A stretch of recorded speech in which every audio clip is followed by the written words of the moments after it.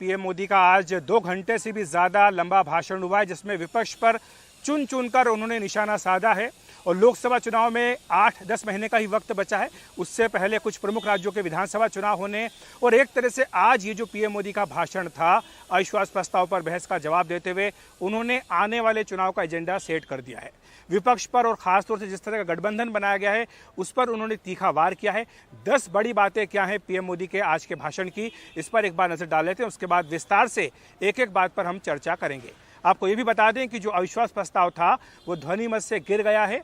यानी जो विपक्ष की ओर से जो रणनीति थी कि पीएम मोदी को मणिपुर पर बोलने के लिए बाध्य किया जाए, शायद उसमें विपक्ष को कामयाबी मिली, क्योंकि पीएम मोदी ने मणिपुर पर भी विस्तार से अपनी बात रखी है। लेकिन उसके साथ साथ उन्होंने विपक्ष को भी लपेटे में लिया है और एक एक करके कई वार, तीखे वार पीएम मोदी ने विपक्ष के ऊपर किए हैं। 10 बड़ी बातें क्या हैं एक बार देख लेते हैं।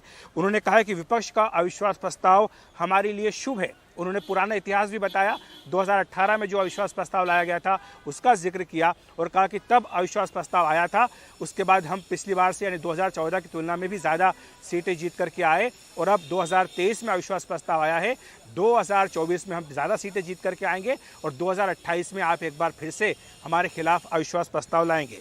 उन्होंने ये भी कहा कि 2024 में भारी बहुमत से वापसी होगी।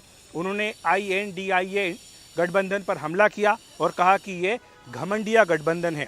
उन्होंने कांग्रेस पर परिवारवाद को लेकर निशाना साधा। उन्होंने कहा कि कांग्रेस को परिवारवाद पसंद है। उन्होंने ये कहा कि ये नामदार हैं तो हम कामदार हैं। उन्होंने कहा कि इसी घमंड के चलते कांग्रेस 400 से 40 पर आ गई है।